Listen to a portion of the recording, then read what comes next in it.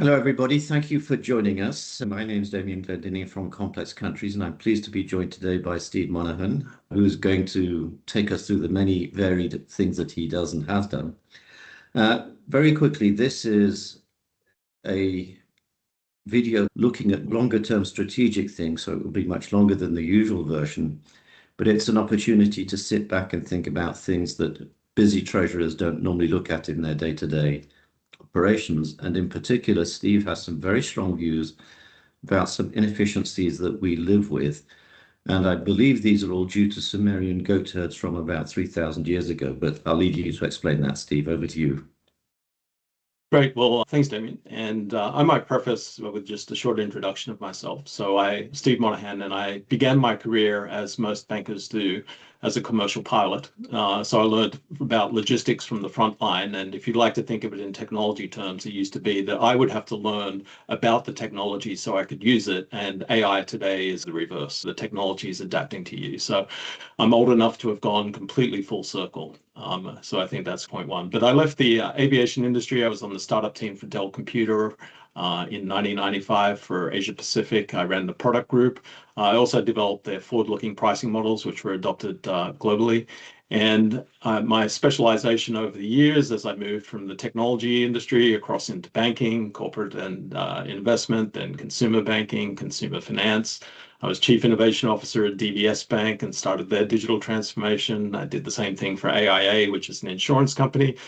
And now I'm on the board of a bank in the UAE, which is now becoming one of the most rewarded and awarded banks in the UAE. And what I've learned throughout my career is to look for repeating patterns. I think that would be my magic. I specialize in working capital, and that will come through with the story about the goat herders. Yeah, well, go for it. So my job almost since get-go is to really try and understand why we do what we do. And why that's really important now, particularly in the age of AI, is we don't understand the constraints that have been built into our data and our assumptions of which the AI is feeding.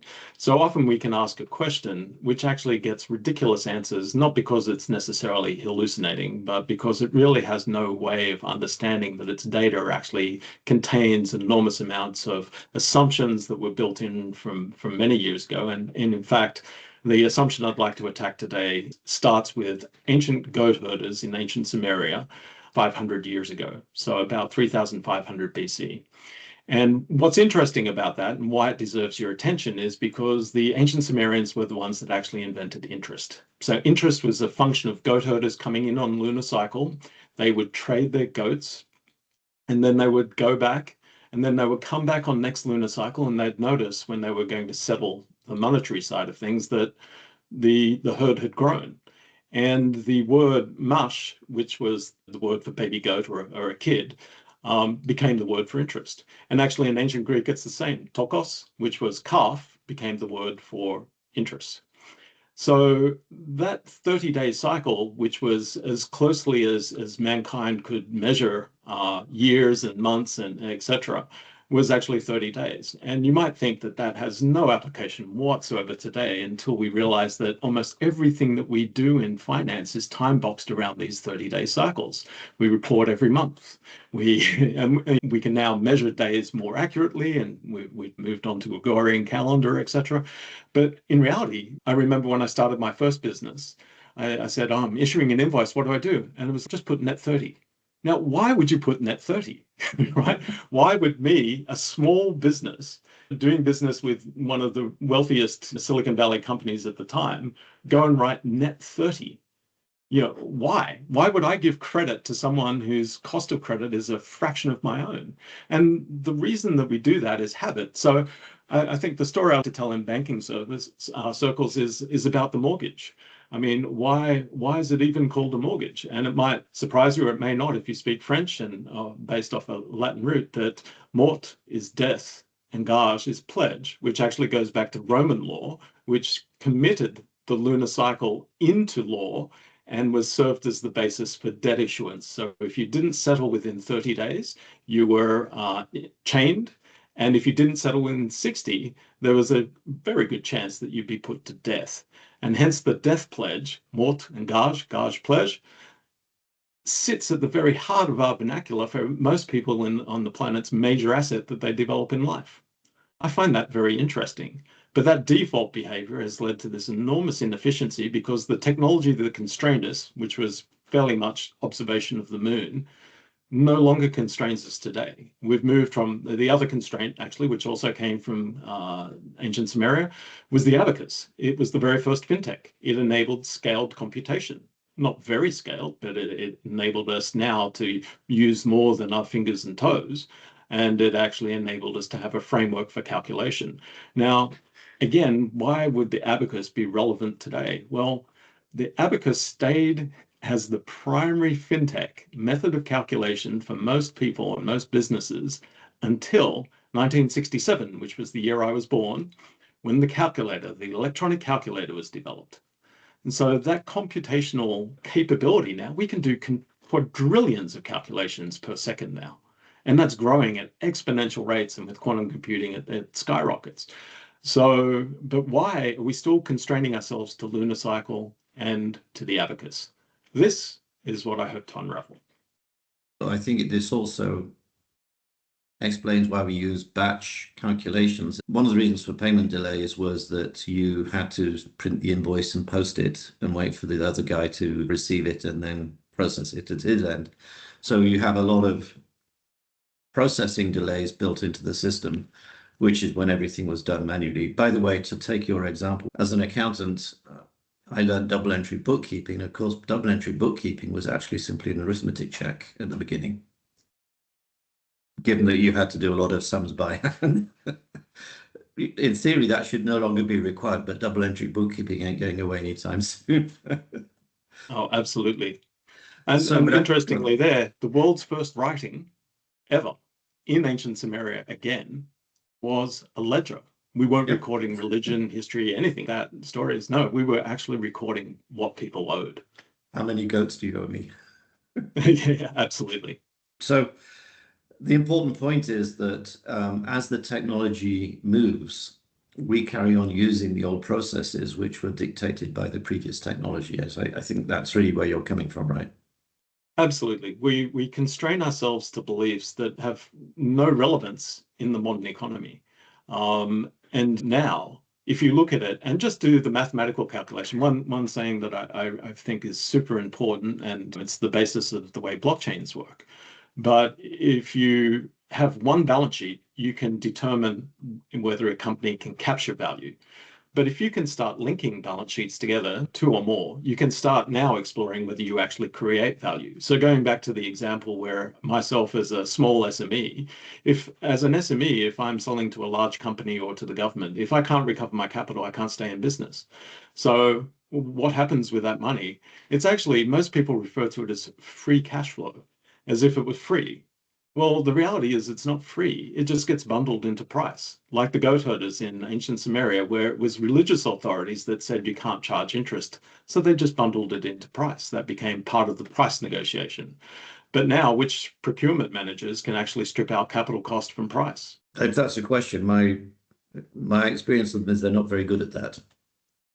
Well, they're not trained to, and quite frankly, yeah, unless you actually understand how pricing works and how it basically starts with cost of capital, then your operating expenses, cost of goods, margin duties, and taxes, and then the transfer of that, you realize that it's a all boats rise above. So anytime that you increase that capital burden downstream, and Dell, this was one of the things that we pioneered, was moving to a negative working capital cycle. When you start pushing that burden down, that was fine while you had an asymmetric advantage in the market versus the other players. But when all the other players realized what was going on and just simply copied the same payment terms as you did, then you're starting to lose the very competitive advantage that actually drives your business, which is why I would propose that Dell was privatized at one point. And having been treasurer of one of the competitors in question, I can confirm that this is how it played out. In Dell, we had this philosophy, and it was every business model should remain the same from the core, but the context of delivery and market absolutely has to change. And when I look at it, that's what I love in finance and in banking across, I've held global roles and regional roles continuously. But I love the fact that at the end of the day, there's purity of mathematics, but then there's the context of how you deliver it and tailor it to a particular market. And that's really actually what determines whether people adopt your mathematics or whether they choose to do something else. But the mathematics don't go away. And I think if we can come back to that, would I be right in thinking that one of your main concerns is that the historical way of doing things, when it was put in place for good reasons that were valid at the time, embeds costs? And sometimes, frequently, we have no idea what those costs really are. Yes, look, absolutely. And I'll give a very simple example in the IT industry. So as computers started to come down in cost, back then they were coming down in cost. Now they're dramatically rising. But once you had computers starting to get down into mainstream pricing, you started seeing certain elements of that bill of materials actually rapidly expanding. And one of those was labor and overhead. And it wasn't until you actually break down that cost that you were in a position that you could control it, because there were just way too many variables that were bundled together and you had no line of sight on. And I actually was sent to India, where we were number 4 in the market, unprofitable and bleeding cash flow. And I was told it's absolutely impossible. You can never succeed in India. And to me, that was, wait a second, now I'm working for Compaq. This is the world's largest PC company. We have the best purchasing power. How can we not be cost competitive? This makes no sense. And when I went over and started to understand the supply chains, when pricing became due for Intel, it was wheels down at an airport. When I started to look at it and inbound taxes through the incredibly complicated Indian tax system, that you started to see that, oh, wait a second, if you reorganize this and you can actually now create capital efficiency from a product perspective. And because I ran product, then I worked out how to design the product. So I was now no longer constrained to these ridiculously expensive factories that we were ramping up in countries that were 5,000 miles away from India. So once you realign those supply chains, once you create more efficient ways of manufacture, we went from number 4 in the market to number 1 in 1 quarter. And I checked when I spoke in France, I think it was 2 years ago now. I checked and who's number 1 in India now? HP, which bought Compaq. Who's number 2? Dell. So we weren't constrained by the business model. Everyone assumed that Dell was direct, and that's what made them super capital efficient and all that thing. The reality was they weren't capital efficient. That was just something that we believed because that was a convenient excuse, bundled capital. When you actually went into it, I could actually build a PC in a Compaq factory in India and actually have it released from Intel that day and in someone's house that night. That would take 30 days for Dell to do. So I always look back and try and ask why. Why do we do what we do? And when you deconstruct that, you have the opportunity to reconstruct. And that's what I refer to now today as streaming finance. And would I be right in thinking that one of the key things there is that often when we analyze costs and break them down, we don't do a particularly good job. A lot of things get bundled together. Look, absolutely. I mean, when I first joined Dell, for instance, we had an accounting cost sheet which had all of the micro parts of a BOM, and forecast out for months, and it was fantastic. But it was a completely separate sheet that wasn't integrated even back then into the actual pricing models. You were like manually transposing, which just gives way to error and all this sort of thing. So what I ended up building when I built all these new pricing models were ways of where I could start integrating all those things in, as real time as you could get through distribution there. And then, being able to now look at how you manage mix management, automatically rather than line by line. And the moment you could do this, you had this enormous advantage in the market. So I remember my competitors would ring me and go, "You're selling below cost." And I'm going, "We're the most profitable PC company on the planet every quarter.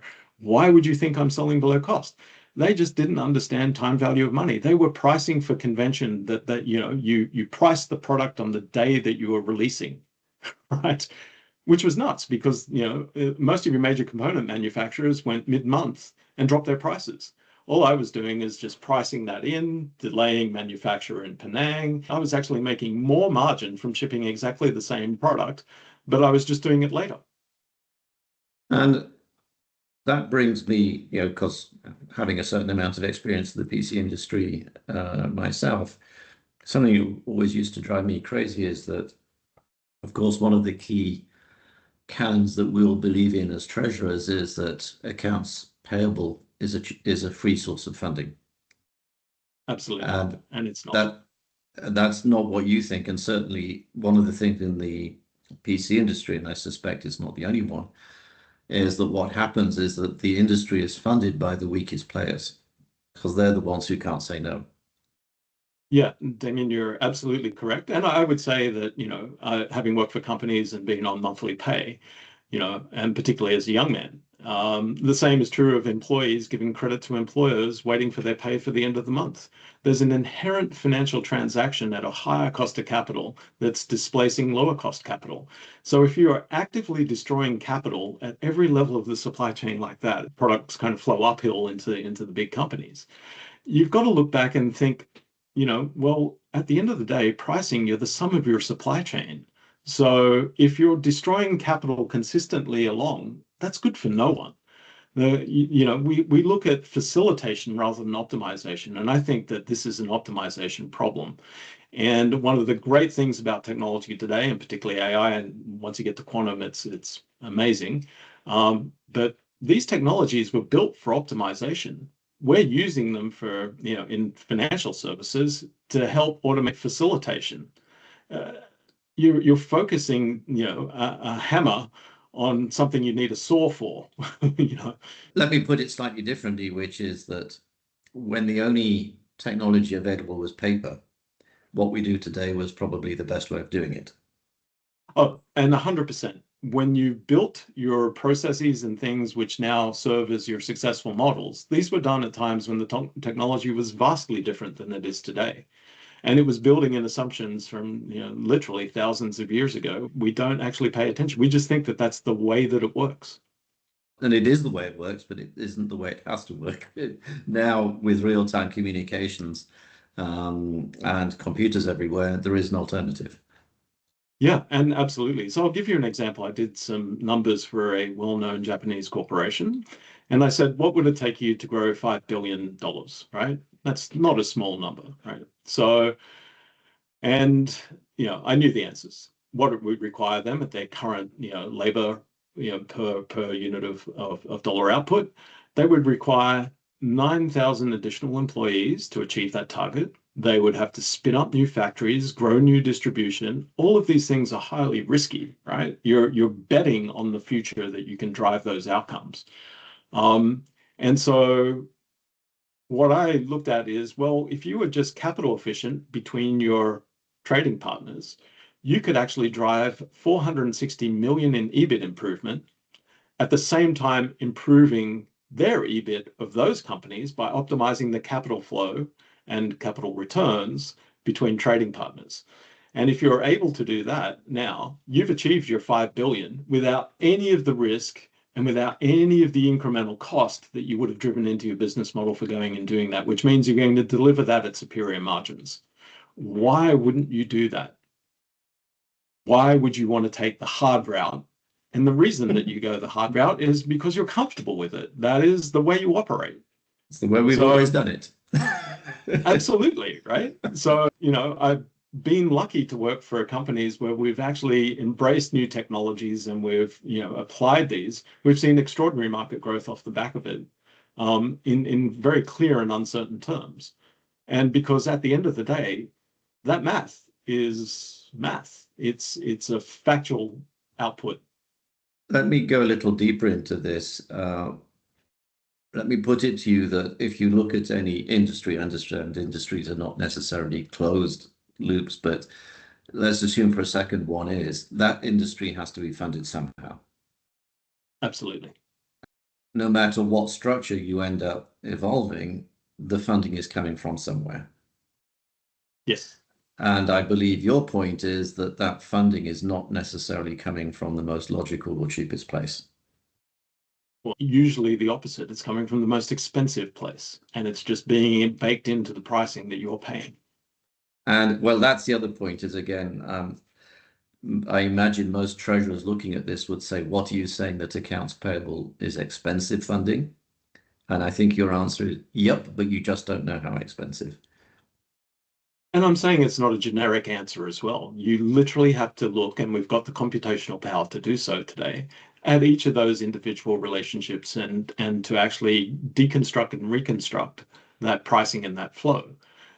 If you think about payment terms, we have payment terms that are baked in, they're 30, 60, 90 days or whatever. That's kind of the way we look at it from a treasury perspective. But in reality, there are times where you should pay early to take advantage of, a lower cost of capital and to optimize that flow. And there are other times where it might be the reverse because financial statements are in constant motion. So, the cost and returns in a company are not fixed, they're dynamic. But we treat them as fixed numbers today in trade. That blows my mind. It makes no sense whatsoever. When I did the numbers for the Japanese government, based on what I was observing in major companies in Japan, if you were to optimize capital, then there was the potential to improve GDP by the equivalent of 20%. You're changing the bottom line, not the top, but you're actually fundamentally looking at how you restructure. And so let me paint one more thing, which the moment that I actually put it to paper, I just looked at it and went, it's just crazy. So if you can imagine an SME, and I've got sell something for $100,000 and I sell it up. Now, on day one, the company accepts it. We're all good. The service has been complete. We're done, right? I issue the invoice. So my return on capital is going to be X. But now I have potentially 90 units of tying up that capital. So that $100,000 has 90 repeated days now that it has to go there. How much capital do I really need if we were efficient? I could be using that 100 again the next day to drive additional returns, right? So, so now I'm carrying 90 times more capital requirement that is now inflating my supply chain than is actually required. So there's two parts to the problem, right? We look and we say that time period it needs to be funded, but there's also a question we're just tying up so much time and capital that's completely unnecessary if we looked at how to optimize efficiently. And the important illusion in here is that your customer thinks they're getting free funding and they're not, because you're going to bake this into your price. Well, you have to. If you don't recover cost of capital, you're not going to be in business.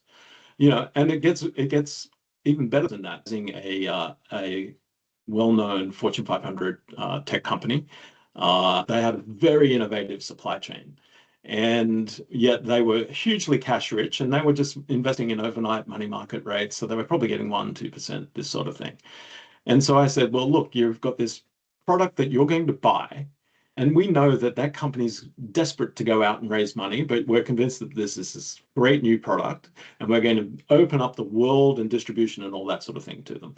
So why don't we accelerate the capital down and instead we'll just call it an investment.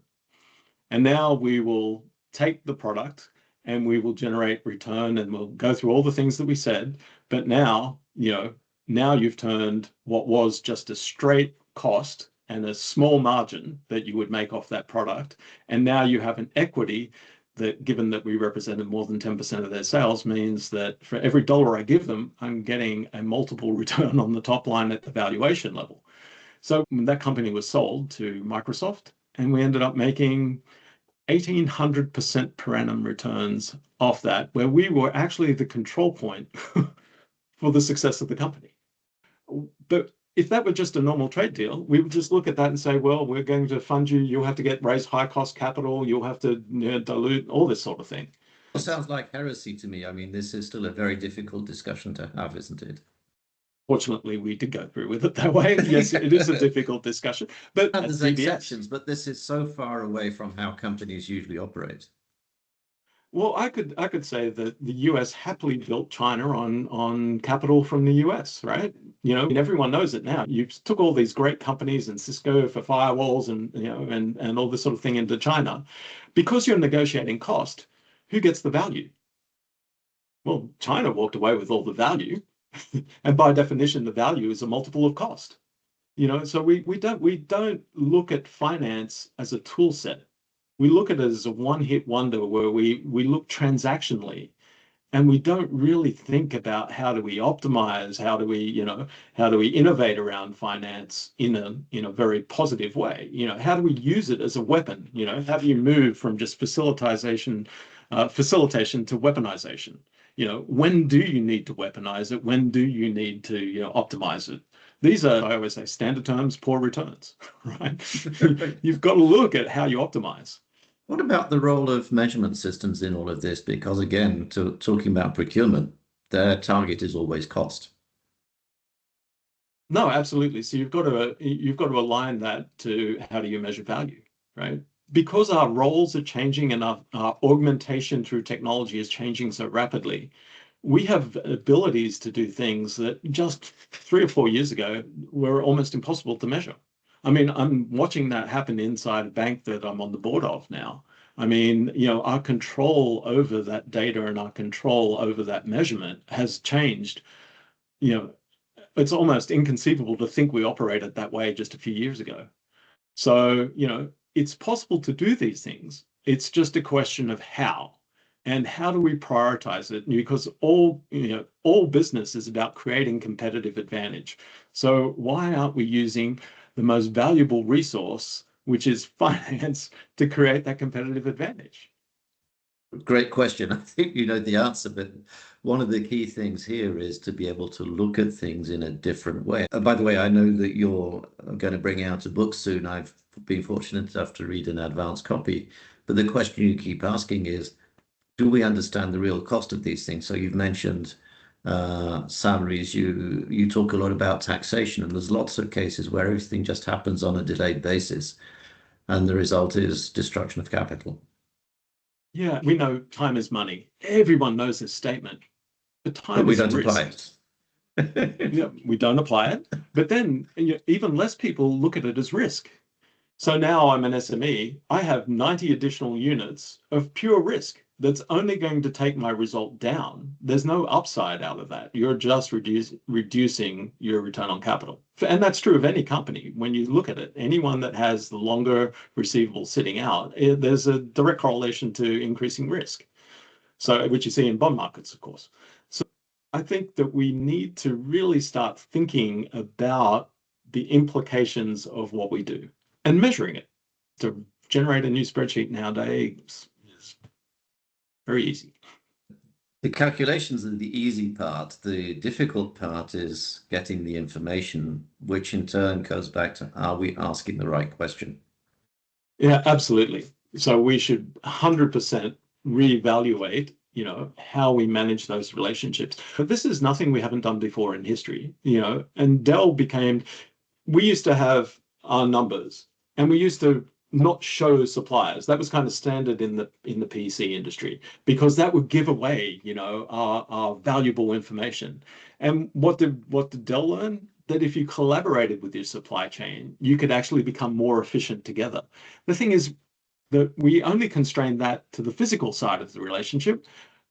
We didn't look at it at the financial side. We didn't measure it from the financial perspective.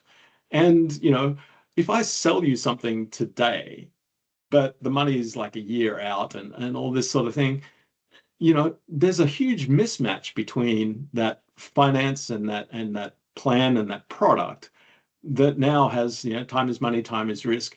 And the last standpoint of that, the last piece is that technology arbitrages time. It enables us to now do things much faster. So if you look at return on capital's growth and value over time, anything we can do to shrink time is going to improve your economics. So how do we look at trying to use technology in a way that supports our business, that gets us asking the right questions, that starts us collaborating better with our suppliers, that looks at optimization rather than just facilitation, and then looks at how you work to create advantage and asymmetric advantage in the market.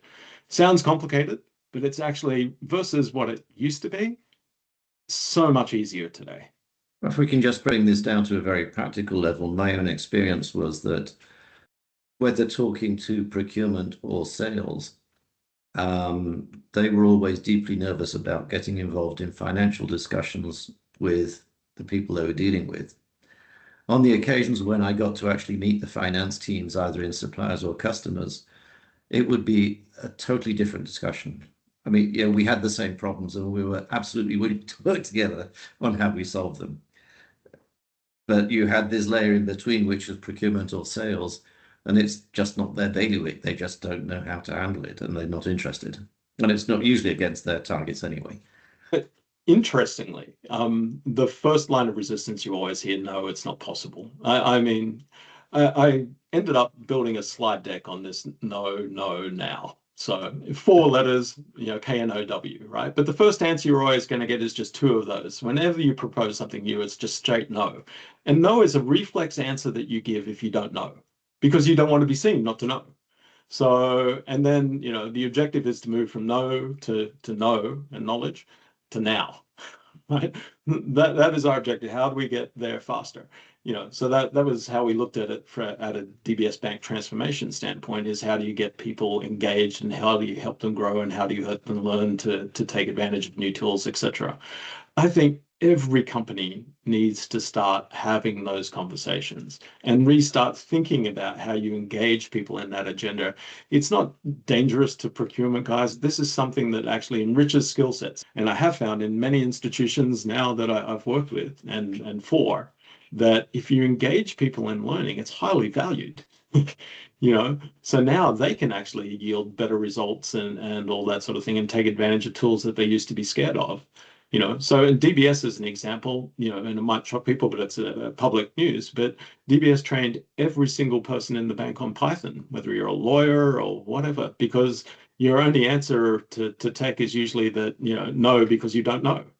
And at board levels, that's even worse, right? If you're not aware of what's going on, then how can you say yes to anything? It's against your fiduciary responsibility. So, so DBS and RuckBank for sure. Best practice is you have board learning sessions to start understanding the potentials of these technologies, how to apply them, how to use them, and how to make them yield for you.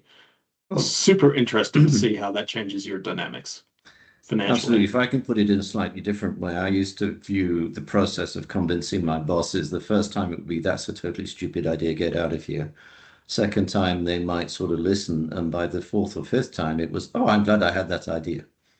I went through something similar, and I'll keep that anonymous, but a very big company, and went through this, and I was told absolutely not, and more than that, slamming of hands on tables, it's going to cost 20 million and all this sort of thing.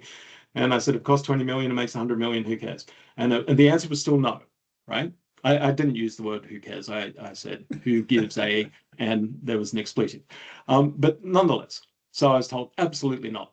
So what did I do? I do what I always do. I created a spreadsheet, went out to customers and to CFOs of large companies, and I said, if we could do this for you, what would you do? And we made 80 million in the first 2 months of doing that. And then it became, rather than too big and, absolutely not, it became, oh, this is our strategic advantage now. What? And you congratulate your boss for his great idea. It hurts, but it's the only way to do it. But if I can come back a little, we recently did one of these sessions with Simon Jones, who I believe you know, Sure. who was talking about crypto and digital currencies. And one of the things that he sees happening is instant payments coming from, especially through automated procurement. I believe you're headed in the same way, which is that we typically, as I said, because we always think of accounts payable as free funding, we hate the idea. But in practical terms, you're saying it's actually cheaper because often your supplier's cost of funding is higher than yours. So it is the logical thing to do to pay them immediately. But it also gets rid of a whole load of admin that we happily live with today, which is probably not necessary. Yeah, absolutely. I just want to raise one area of the math that I think people are pretty unaware of, right? Just say I move from my cost of funding, which is 1%, and my SME supplier, as an example, is their cost of funding is 10. 10 is what their cost of funding is at the base. But then they've got their operating expenses, cost of goods, margins, duties, and taxes. And so if their margins are 40% margins, you have to deploy 1.4 times the 10%, and they're actually passing that cost of funding back to you at now 14% for something that you would have paid 1%. Now, if I'm a treasurer and I can arbitrage 14 to 1, what should I do? But the important thing again is there are some that you won't and you shouldn't, right? Mhm. So, again, it's around how do you measure and how do you get the right data and how, all those sorts of things. But it's certainly something that we should be looking at. Going back to my PC days, I used to love Microsoft, respect them enormously. I never felt remotely inclined to pay them early. But a lot of our mom and pop shops in China, a very different question. Yeah, absolutely. I think that's probably the differential reasoning that we just don't apply. And I think, the first step is it's like turning up at Alcoholics Anonymous, right? The first thing is you've got to say you're aware. And that awareness is the first thing I think any company needs to invest in, is just start asking the questions and becoming aware. I mean, that's really the first step. And I think if I go through your book again, which when it comes out, I recommend people read, you're saying this is actually pervasive. It's everywhere. You've mentioned several times salaries. As an employee, you are funding your employer when you get paid in arrears. And I think we all 100%. remember when we started out, sort of getting through the month was difficult. And how do you get through it? You get through it with credit cards, which I believe are not Absolutely. cheap. No, so I did the math on that. And just a very quick one. If I look and I look back at my entire career and just took it down to median wage to make it relevant, right? So, and when I did that, my free credit that I'm extending to my employer, if I look at the Australian median wage when I started work, it was 825, half a month's salary, $825. If I were able to access that in real time, and instead of getting into debt, put it into the S&P, and then if I was able to use the residual balance of my wages in real time, I could pay a real-time mortgage. If I paid a real-time mortgage, it'd take me, depending on the interest rate, anything up to 6.8 years earlier, I would pay off a 30-year mortgage. And then I would save, I think it was 109,000 in interest if I did that.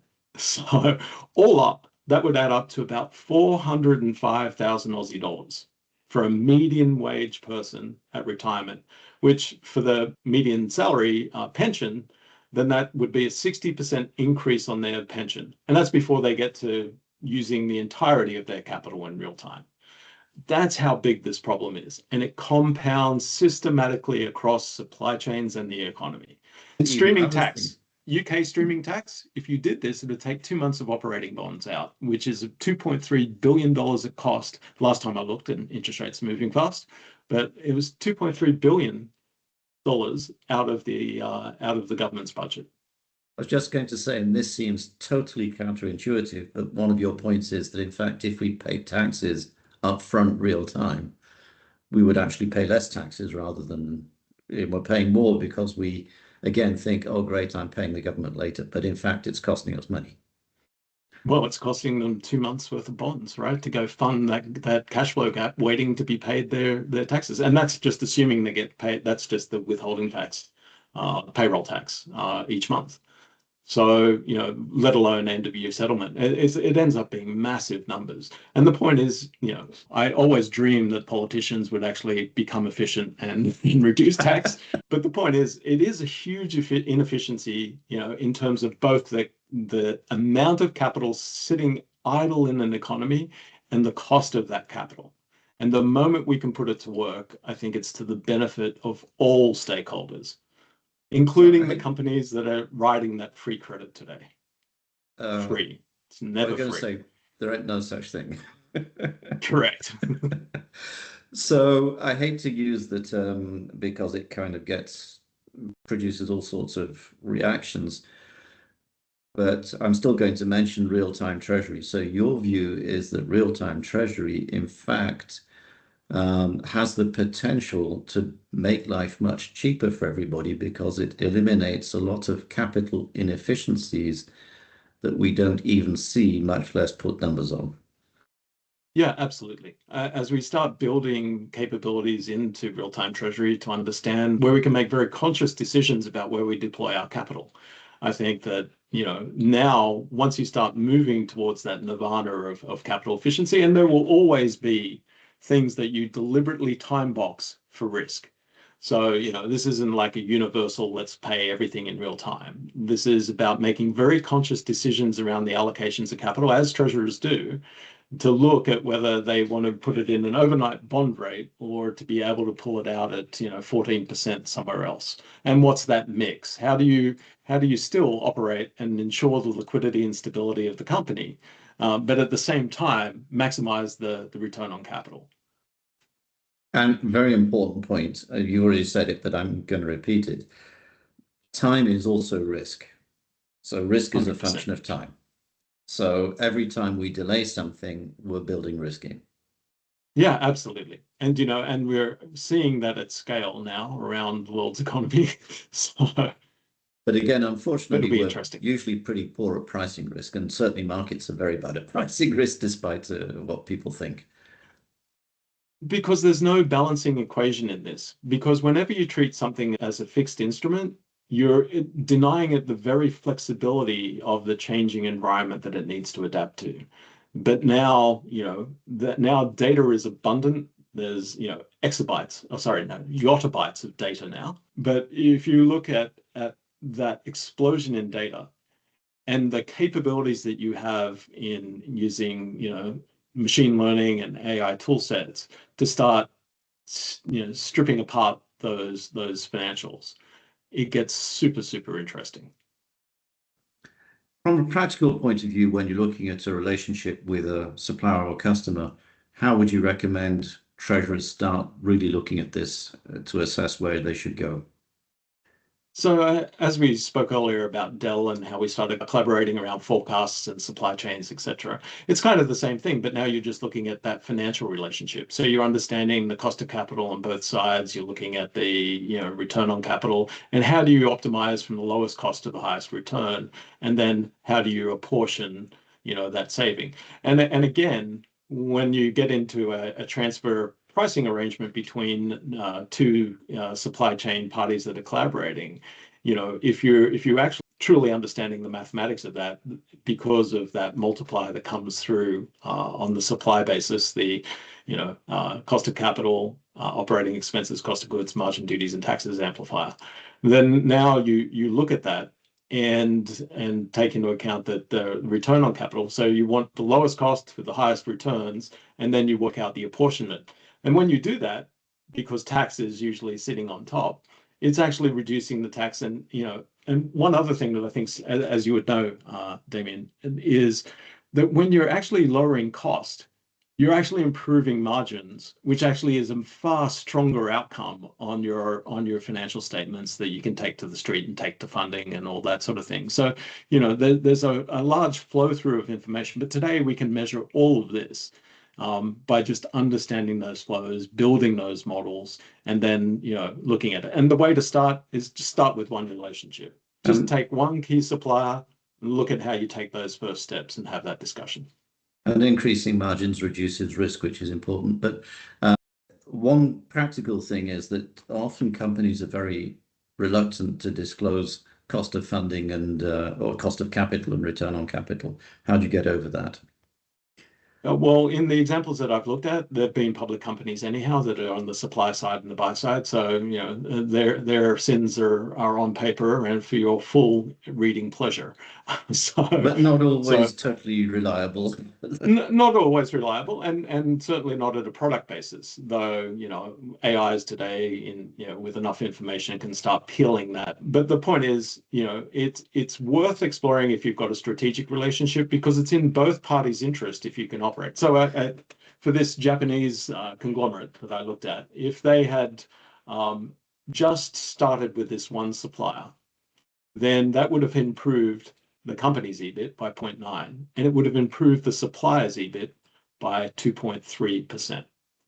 So that's value to both parties. Now, if you work out and take a view of a supply chain that this will actually give you a multiplier that you can either deploy that for marginal market share, that's what I mean by the collaboration. This is exactly what we used to do at Dell when negotiating with suppliers is, hey, you keep the prices down, we're growing, and that growth is going to be worth a lot to you.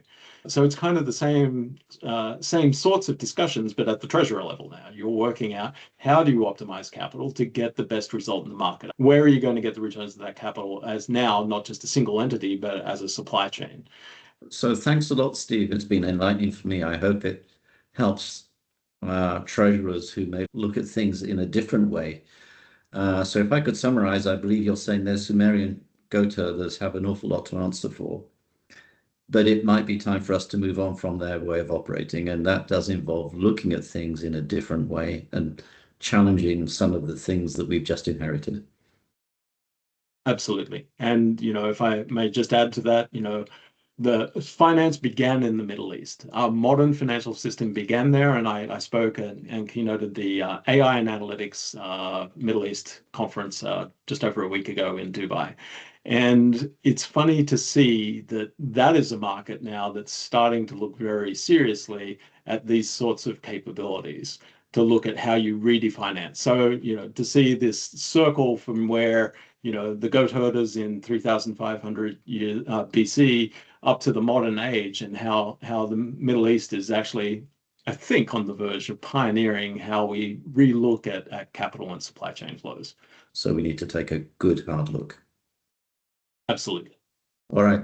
Thanks a lot for your time, Steve. Really enjoyed it. Great discussion. Always great to speak, Damian. Thank you. Take care.